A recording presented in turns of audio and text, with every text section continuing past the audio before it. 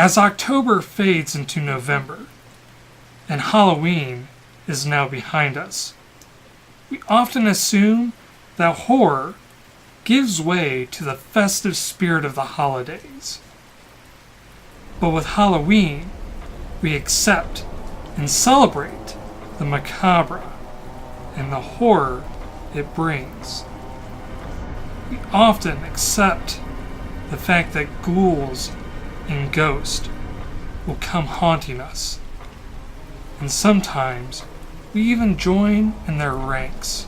But as we pass the season of spooks, true terror can rightfully reclaim its place in our minds.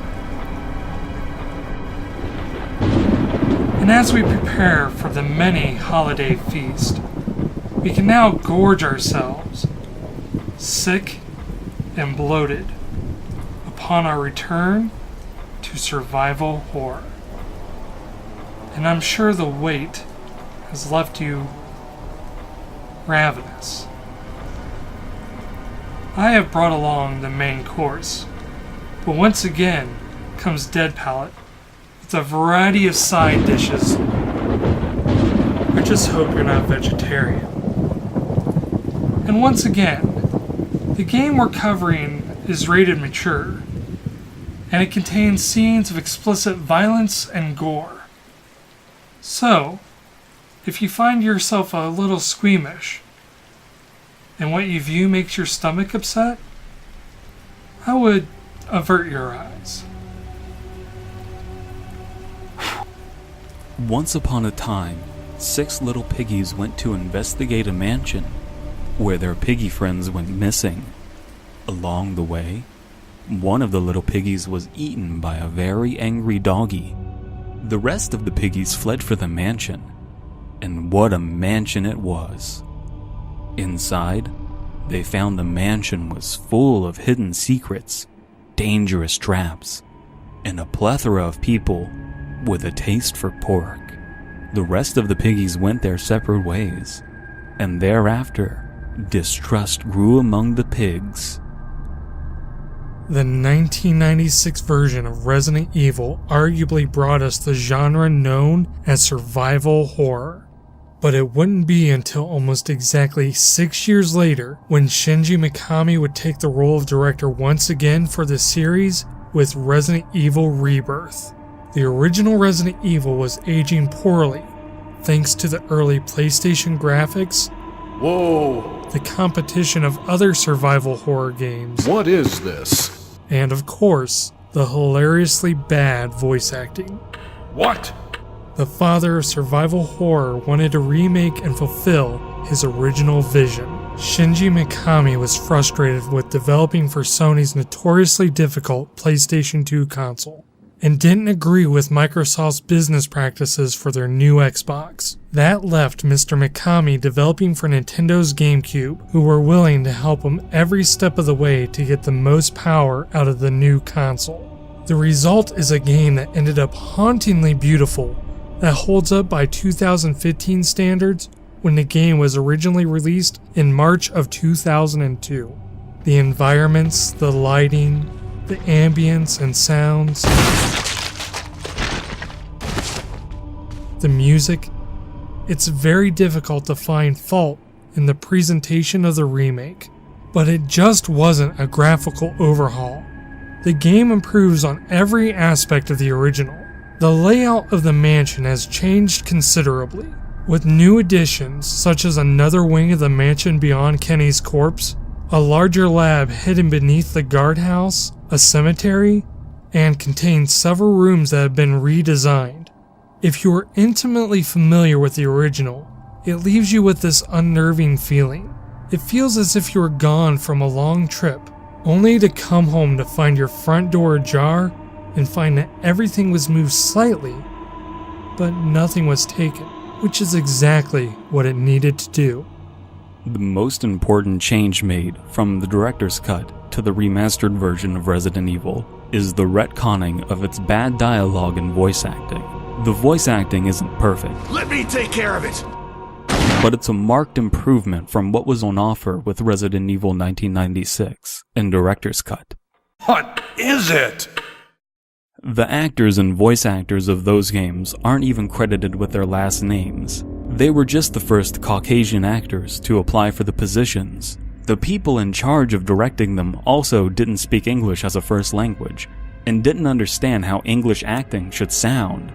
The result are awkward phrases we've learned to love ironically. The master of unlocking things and Jill sandwich jokes among many others. There's nothing wrong with these lines of dialogue as schlock for us to laugh at, but they don't belong in a serious survival horror game. Lines of dialogue replacing these infamously bad lines respectively reword them in such a way as to acknowledge the roots of Resident Evil without disrespecting the memories of legacy players.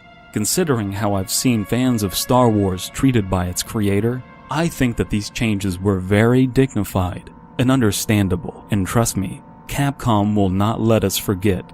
The homages have gotten a little more than old. Fucking marks. The immersion of this world was always hurt by the live-action cutscenes. Even if they were well done, and we all know they weren't, it's still jarring going from live-action cutscenes to gameplay graphics. If the logic of the world is told with one set of graphics, one set of aesthetics, we can start to place ourselves into that mindset. The suspension of disbelief was slaughtered by Jill screaming, "Joseph!" in the way no English speaker ever would, didn't match the somber scene directly following it. The mystery of the mansion and the clock ticking in the background. All of a sudden we're given a quality atmosphere, when before, we were just consuming schlock. Despite all these things that improve the presentation, that's not the true beauty of the remake. If it was just a matter of making the game look and sound better, there would be no reason to bring it up at all. Instead, every single change made Resident Evil more terrifying and a perfect example of what survival horror could be with a steady hand. One little piggy was wandering through the halls, looking for his friends, when he found two in an oddly shaped room. One of the piggies had been badly bitten by a big bad snake. The poison was coursing through the blood of the little upturned piggy. It would be up to the adventurous piggy to find a cure in time if he wanted to save the wounded piggy from becoming spoiled bacon. The grotesque wound and uncertainty of his savior's mission made the piggy on his back very worried. Atmosphere in a narrative is incredibly important, but it goes beyond simply setting the scene. Instead, it conveys to the viewer what they are meant to feel. In a way, atmosphere is the tool that is used to immerse you, to make you forget that you are playing a game, watching a movie, or reading a book. And a well-done atmosphere doesn't even have to give you every detail. It instead knows what details to give you in order for your mind to fill in the gaps itself. Horror uses atmosphere in a similar way. However, beyond simply just allowing you to fill in the blanks, Resident Evil uses atmosphere to mislead you. It allows them to make things tense and frightening without you being under any real threat. The dark and gloomy architecture is filled with macabre paintings, faded wallpaper, and candlelit halls. The entirety of the Spencer Mansion is this uncanny valley between life and death. Without saying anything, it gives you the feeling that nothing good can come out of the situation you are in. For example, camera angles. The camera angles in Resident Evil always had a dual purpose. When the game originally used pre-rendered backgrounds, the camera angles allowed them to show everything without having to render everything, which would have made the game considerably smaller in scope, if not unplayable mechanically. But it used it for another advantage as well. When you first enter a room, you often don't see the room, but just a close zoom of your character. This choice puts the player in a state of unease, since he doesn't have access to the information that would make him feel safe. Any sort of creature could lurk just beyond his vision. This increased the tension and fear, but it doesn't just stop there. The camera angles are far more cruel than that. When it does show you information, it doesn't put you at any more ease. It often places a window in frame, a window where anything can jump out at you. It's as if the scene itself was foreshadowing, trying to warn you. Resident Evil uses this atmosphere to give you that feeling of slight tension in your stomach as you walk through the hall, to that panic scream forcing your way through your body as terror overcomes you. The sound design of Remake capitalizes off the success of Resident Evil 1996 and Director's Cut, while minimizing the mistakes. Safe rooms have music that puts one into a state of ease. This is time for the player to make important decisions and a game plan going forward. Some hallways only have the sound of lightning, or crickets and crows, that kind of thing. Narrow corridors outside feel more open because of this ambiance. This ambiance also puts one into a state of alert. You prepare yourself for the loud crash to jump scare you into a panic. Whether or not that jump scare comes doesn't matter. The spike in tension that will come with a jump scare is slowly climbed to with this technique. But rather than dissipate like traditional jump scares, it's a tension that is maintained over a period of minutes at a time. Then you ultimately witness a tragedy, or someone in danger.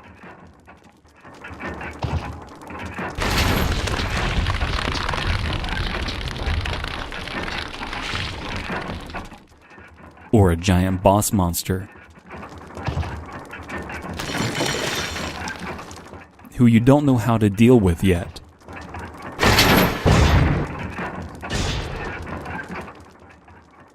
This is accompanied by a bombastic clashing of orchestral music, doing more to illustrate the threat of the creature than its visual design or attack pattern.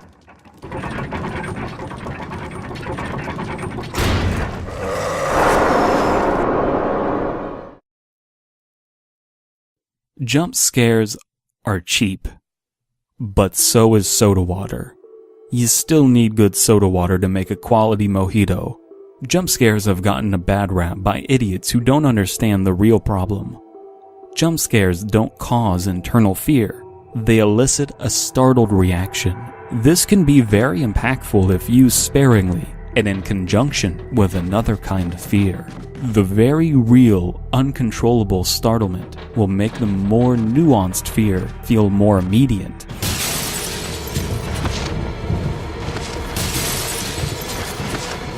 You can't really fear the zombies. You can only have sympathy on behalf of your character. So once the fear is built up in your character, the jump scare intuitively connects you to that fear, if only for a brief period. Jump scares are like Christmas. If Christmas was every day, then it wouldn't matter. The jump scares of Resident Evil happen often enough that the threat of a jump scare is real, but not so much that they lose all impact. The jump scares also happen at static spots and player-driven spots, but what acts more effectively and is rarely used in other horror games is the anti-jump scare. There's a famous moment in Silent Hill 2 when you first encounter the red pyramid thing. He just stands there, doing nothing. He just wants you to know that he's there. But Silent Hill doesn't use this technique anywhere else to my mind. But Resident Evil 1 and 2 do it often, and to great effect really. When one looks mechanically at the web spinners, they have very little health and don't do much damage. But the nature of spiders trapping their prey make us feel like we need to retreat when we see these things. Spiders eat insects their own size, and now these spiders are as big as us. The threat alone does the work. These guys are actually chumps on speedruns when you don't allow yourself to become immersed. The atmosphere in Resident Evil is amazing. That is, if you can call oppressive, desperate, and terrifying amazing. But there's a part of Resident Evil that often gets overlooked, both by players of the series and developers wanting to emulate its success. Even Capcom struggles to replicate the results it once had with the series. There's often a cry of people wanting to go back to the mansion. But what does that even mean? What was so special about the Spencer estate?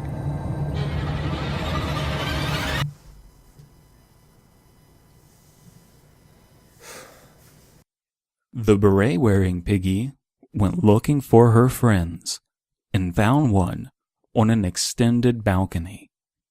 It was the marksman piggy, and he was truly gone, becoming dinner for a series of peckish crows.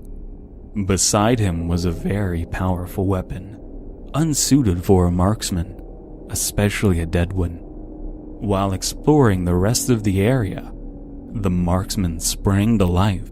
The beret-wearing piggy fumbled with the new weapon, frantically, but the distance between the two was closed quickly.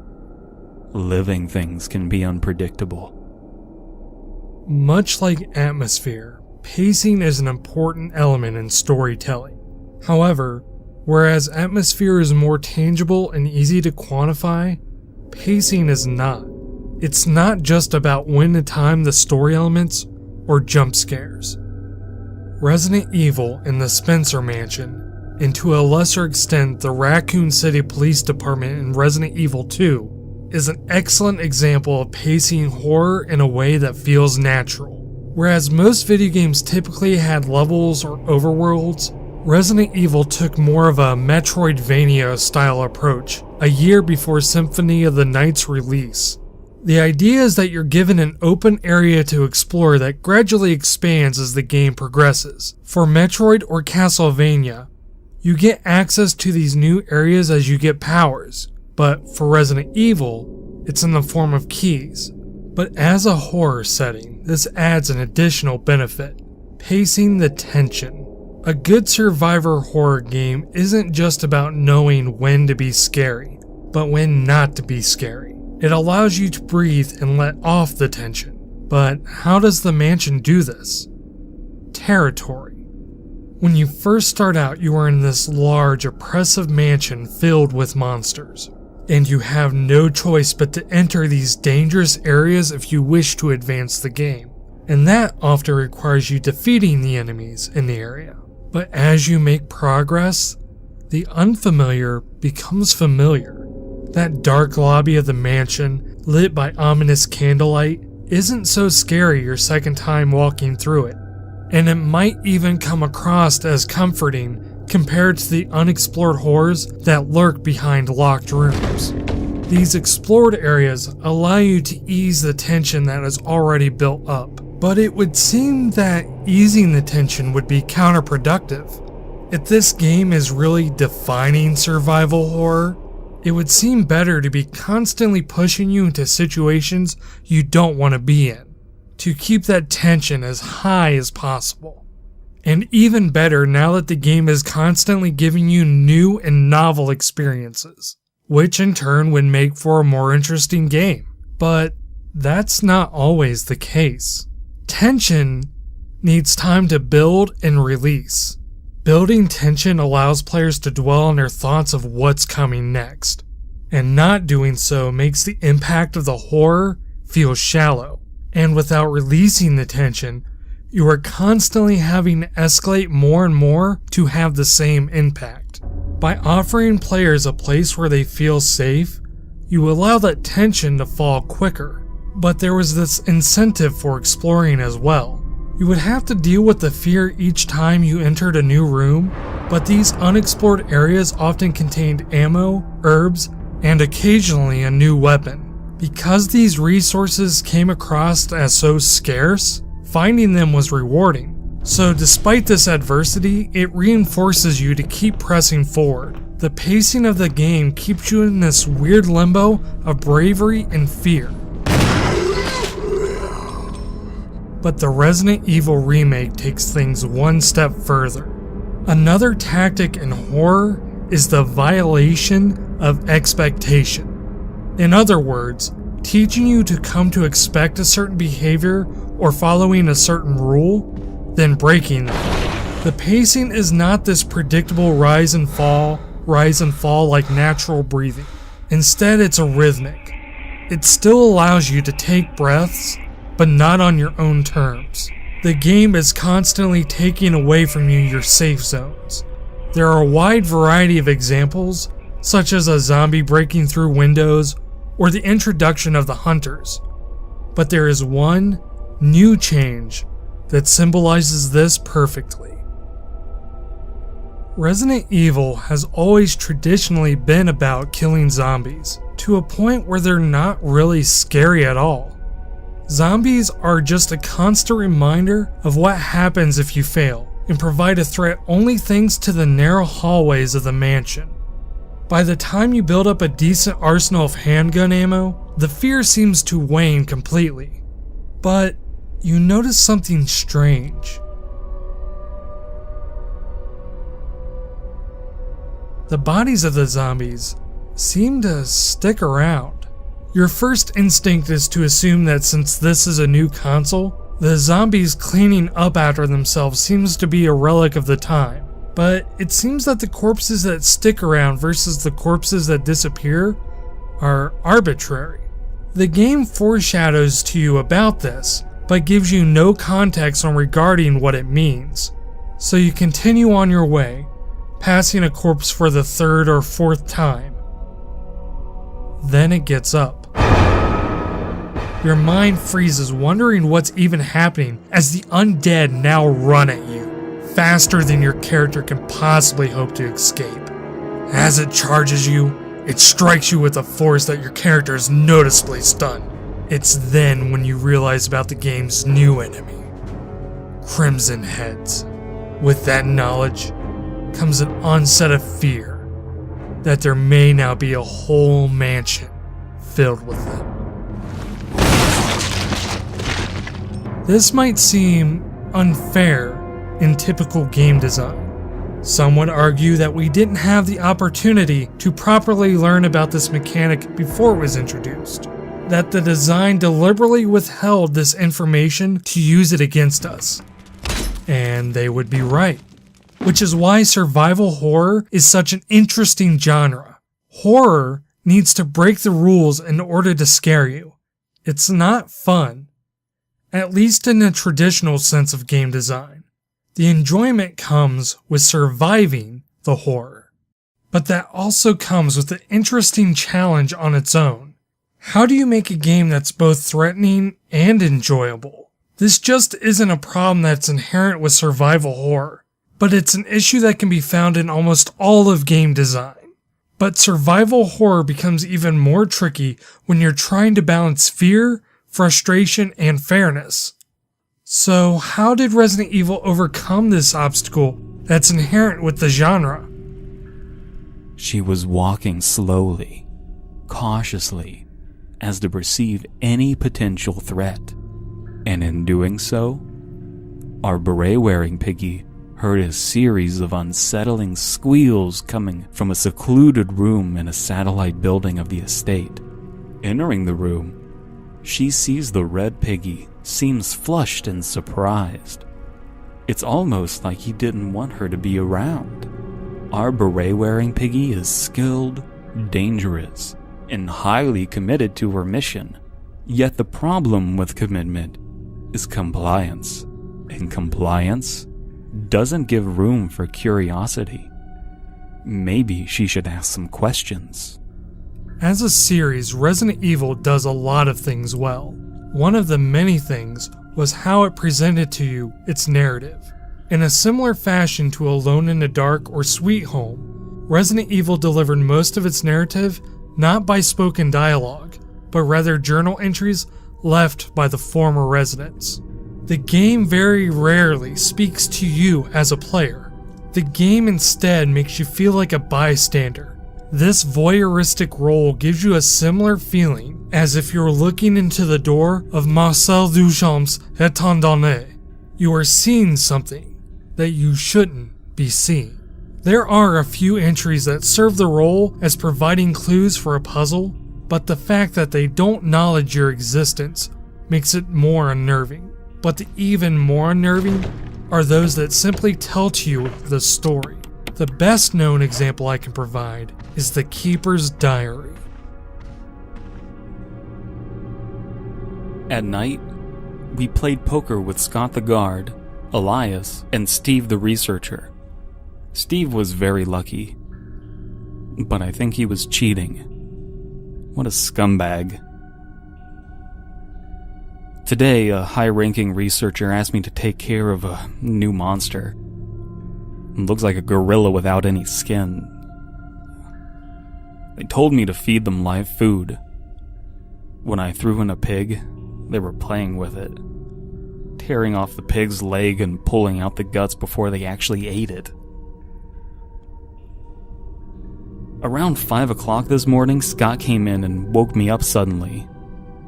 He was wearing a protective suit that looked like a spacesuit. He told me to put one on as well. I heard there was an accident in the basement lab. It's no wonder. Those researchers never rest, even at night.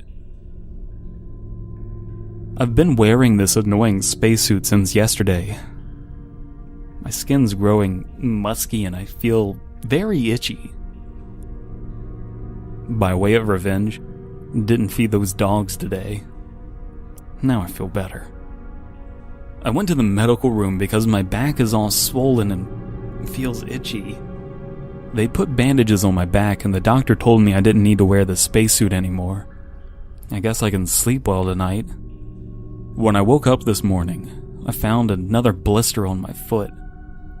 It was annoying and I ended up dragging my foot as I went to the dog's pen. They must have been quiet since morning, which is very unusual. I found that some of them had escaped. I'll be in real trouble if the higher-ups find out. Even though I didn't feel well, I decided to go see Nancy. It was my first day off in a long time, but I was stopped by the guards on the way out. They say that the company has ordered that no one leave the grounds. I can't even make a phone call. What kind of joke is this?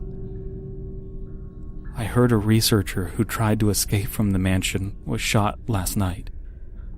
My entire body feels burning and itchy at night.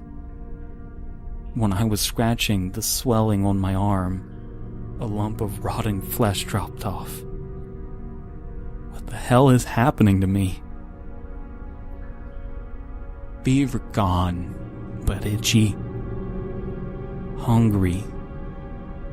Eat doggy food. Itchy. Itchy Scott came. Ugly face. So killed him.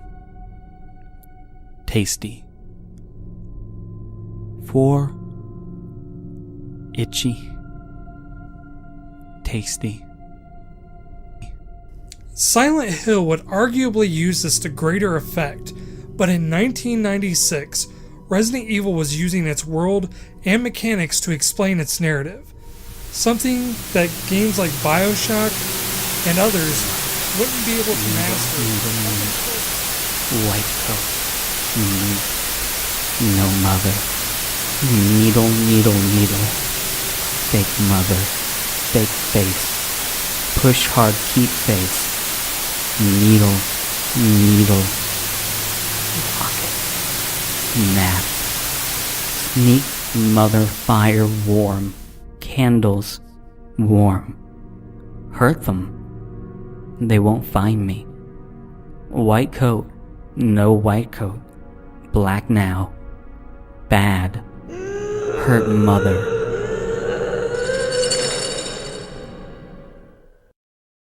Many of the game's core mechanics have raw numbers that are hidden behind descriptive terms. The health system is a giant way of boosting uncertainty in the atmosphere. What does fine mean? Or caution, for that matter? The player can't be sure of how much trouble they're in unless they look up the raw numbers of what everything means. which is only accessible via vigorous playtesting and people hacking the game to hunt down information. This means a person playing the game for atmosphere will use more health items than someone that understands what shouldn't be known to the player. On a similar note, RNG or random number generators are frowned upon in some games where players strive for consistent strategies. But in a survival horror game, the random nature makes revisited playthroughs feel unique. More importantly, it means that some situations won't be as safe as they could be if the game was more consistent. Knowing just how many bullets a zombie will take before dying makes rooting one's way across the house easy in low ammo situations. Then the game is just a simple subtraction math problem. However, if a zombie can die anywhere from 1 to 15 bullets in, all of a sudden, the route where you have 10 bullets and 2 zombies is very unpredictable. All this to create an air of uncertainty, not to make the game more difficult, but just to add that tension and fear. It requires you to dedicate yourself to that flight or fight decision. If you aren't willing to commit, then the ammo and health is wasted. The game is designed to make you doubt, but not unfairly so. In fact, if you're able to confront that fear and make confident decisions, the game rewards you.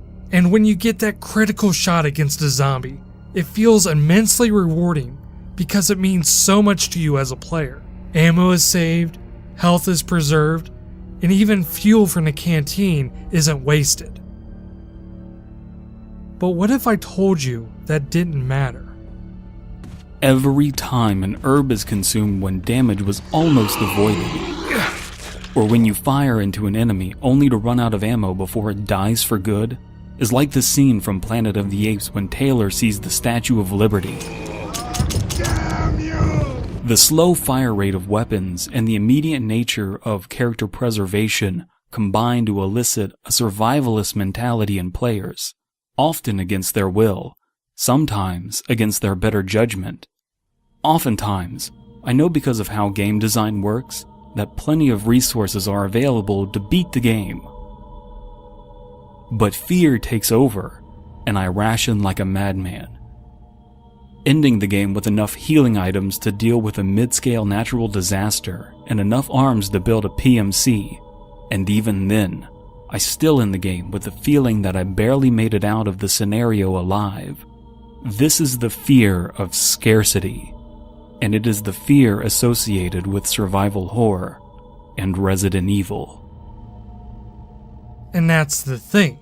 The scarcity and fear associated with it is artificial. Ink ribbons give you a limited amount of saves only to make you feel as if you can't save too often.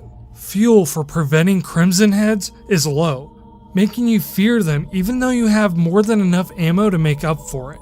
Even the defensive weapons are so few and far between, only to give you a sense of rarity.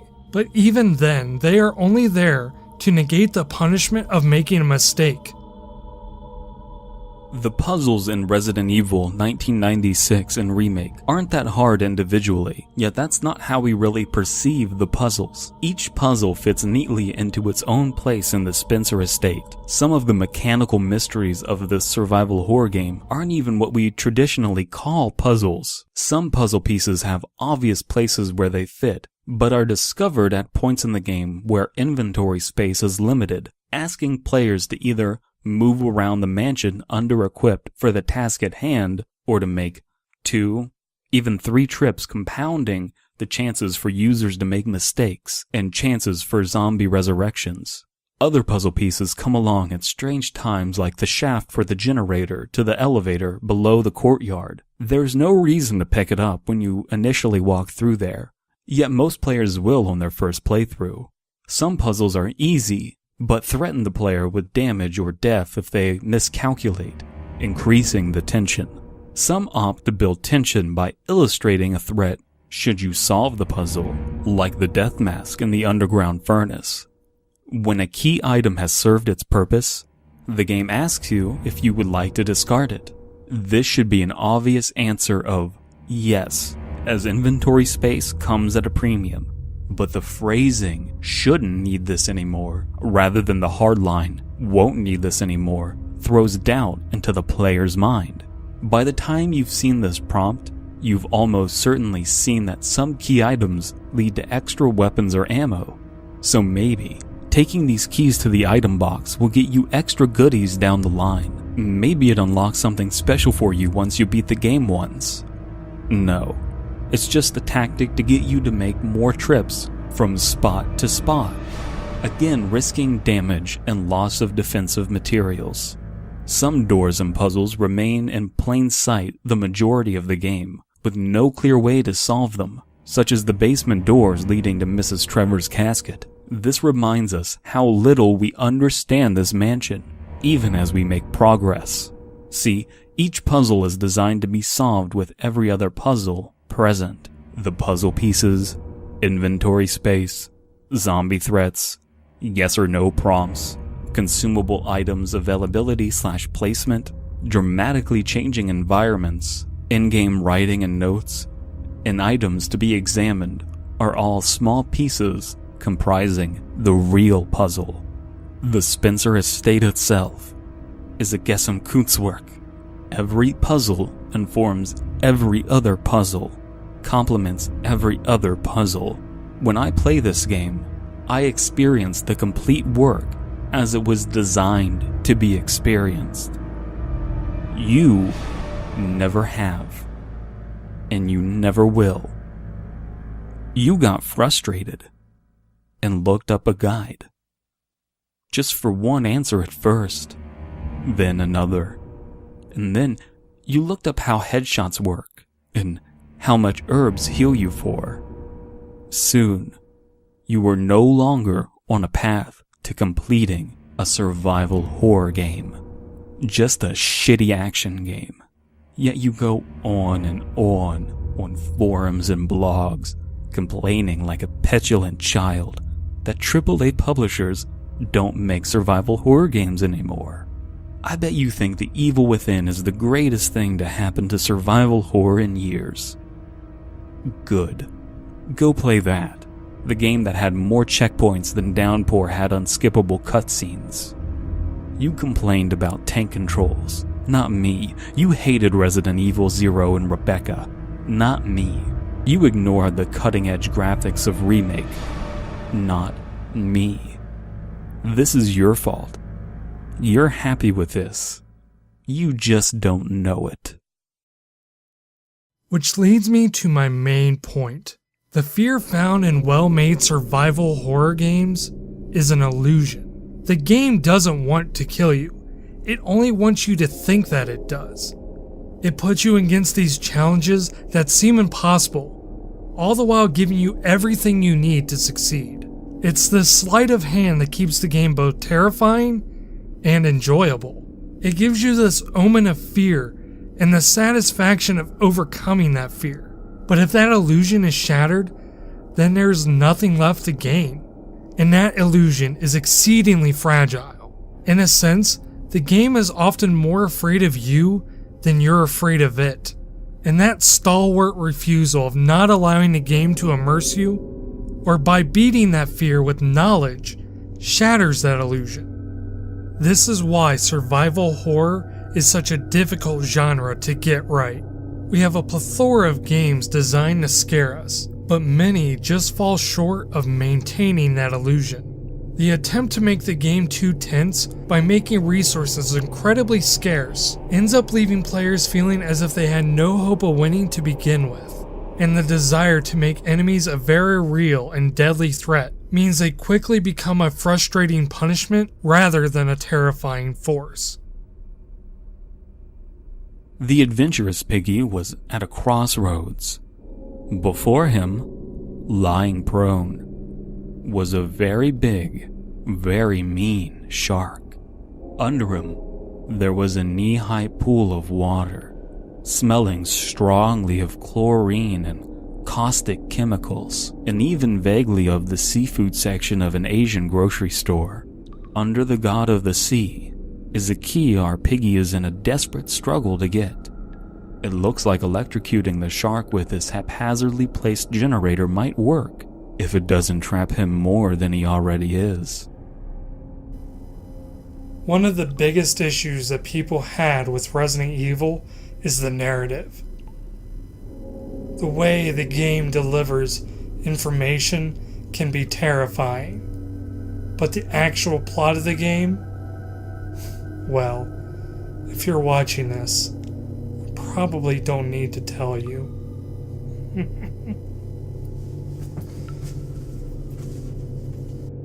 Resident Evil isn't a realist game. Realist doesn't mean real. It means like the real. Even understanding that definition, however, this game has too many idealized aspects to be real. That doesn't mean it's bad, nor does it mean that the decisions made in Remake don't have an internal logic that draws one into lending a suspension of disbelief to the game.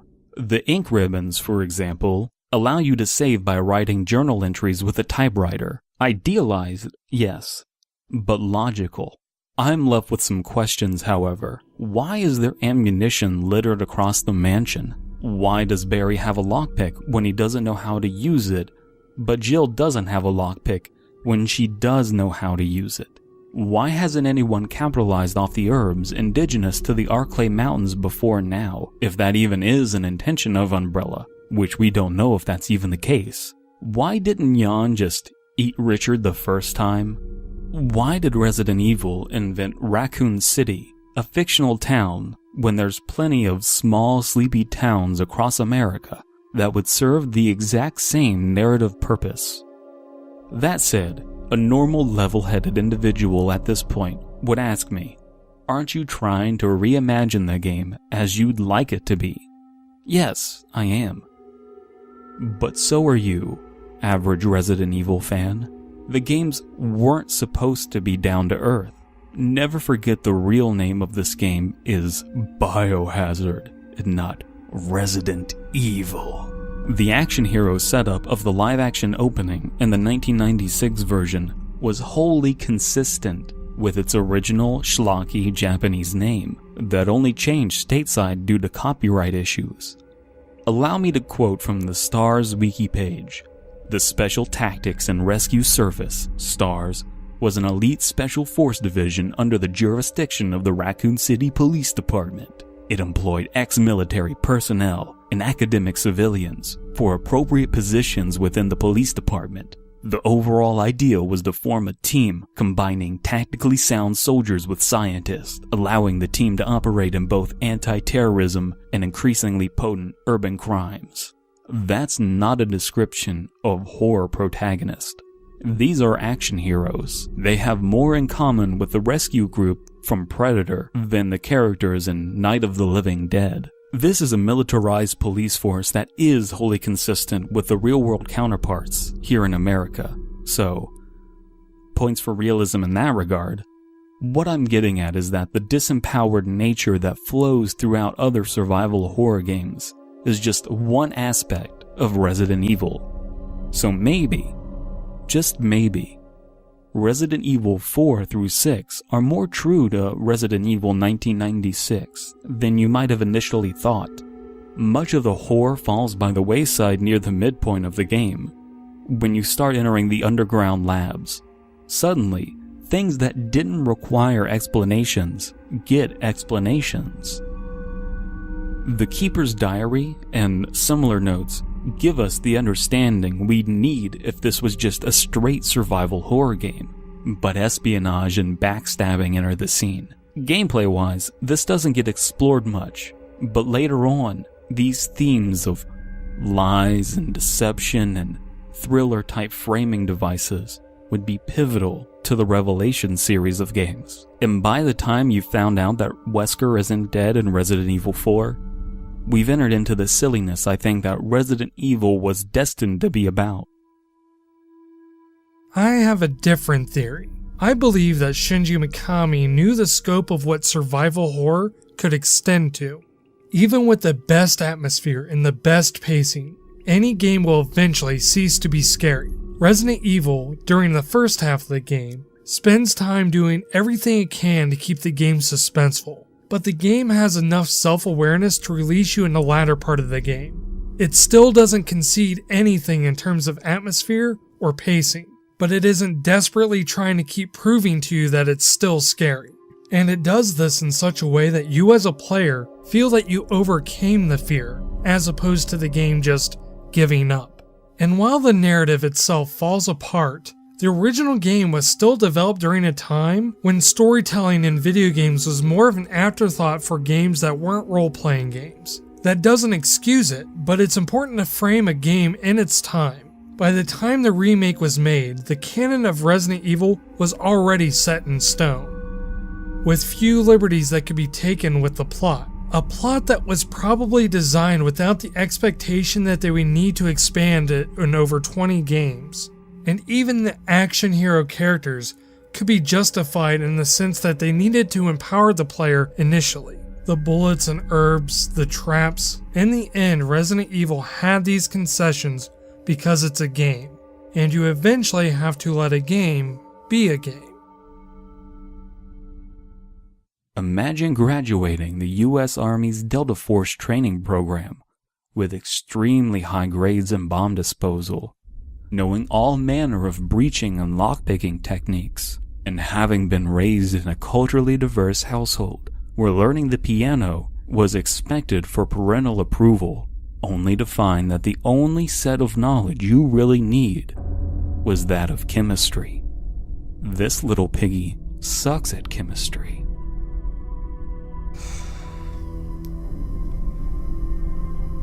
With everything that was said, it would seem like Resident Evil, at least the remake, is a high mark for survival horror.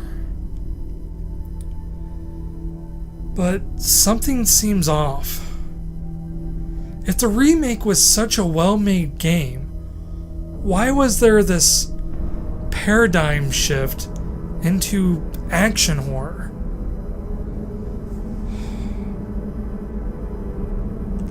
I don't know. The fact is, the Resident Evil remake received high accolades from critics, but met with a lukewarm reception with actual consumers. It's difficult to understand why. It's easy to place the blame on the GameCube and its core audience. Shinji Mikami, as stated previously, was frustrated with working with Sony's hardware and wasn't impressed by Microsoft either. But his choice to remain GameCube exclusive probably did more to hurt sales for both Resident Evil and Resident Evil 0. Then again, Resident Evil 4 managed to pull in nearly 1.7 million units on the same console, only a short while after. It could have been poor advertising, franchise fatigue, the fact that it was a remake and not a sequel, maybe a mixture of all the above. Chances are we'll never know why the Resident Evil remake was, by all means, a commercial failure. That commercial failure, though, is what gave birth to the genre now known as action horror. With the remake, Shinji Mikami's #1 goal was to scare the player. The philosophy changed with action horror, his #1 goal now being to focus on the gameplay.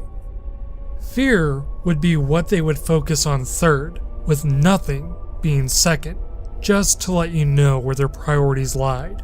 The design led to games that feel far more responsive and immediately satisfying, and is deserving of its own video series to discuss the details regarding that. But in the wake of action horror, it would seem that was the death of survival horror, at least in a AAA development. But like a dead phoenix, we're witnessing a rebirth in itself. Capcom released the HD port of the remake on January 20th, 2015. The world was finally able to see and appreciate Shinji Mikami's vision for the genre. But even better, the outcry of millions of fans have caused Capcom to start developing an HD remake of Resident Evil 0 and a complete remake of Resident Evil 2. So it seems if survival horror might be here to stay, at least for a little while, and possibly be able to coexist among action horror. Looking back at the games of the past, it's easy to overlook the genius of design in favor of critiquing dated graphics and an awkward presentation. It's like entering an old house and seeing the rotted carpet, the shattered windows, the sickly looking yellow wallpaper. But despite the dust, the cobwebs, and the bloodstains, the architecture still might have a few things you can learn from. But just like Resident Evil, you can't keep things scary forever. Eventually you have to let go of the fear and learn how to have fun again. So thank you for watching, and I hope you join us again on the next design documentaries. This has been Soberdorf, again with Dead Palette, reminding you that gaining experience builds character.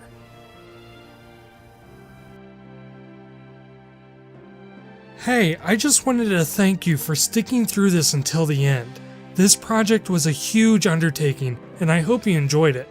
Special thanks again to Dead Palette, who provided his amazing vocal talents and storytelling, as well as some of the creepier footage. If you hadn't had your fill of creepiness yet, he has a whole channel dedicated to creepypasta readings and in-depth analysis. I highly recommend you check out his channel. And if you want more game design analysis, as well as other related content, please remember to subscribe. It helps me out a lot, and it's the easiest way to show support and keep up to date on my videos or special announcements that might be coming up. Wink wink, I'm winking right now.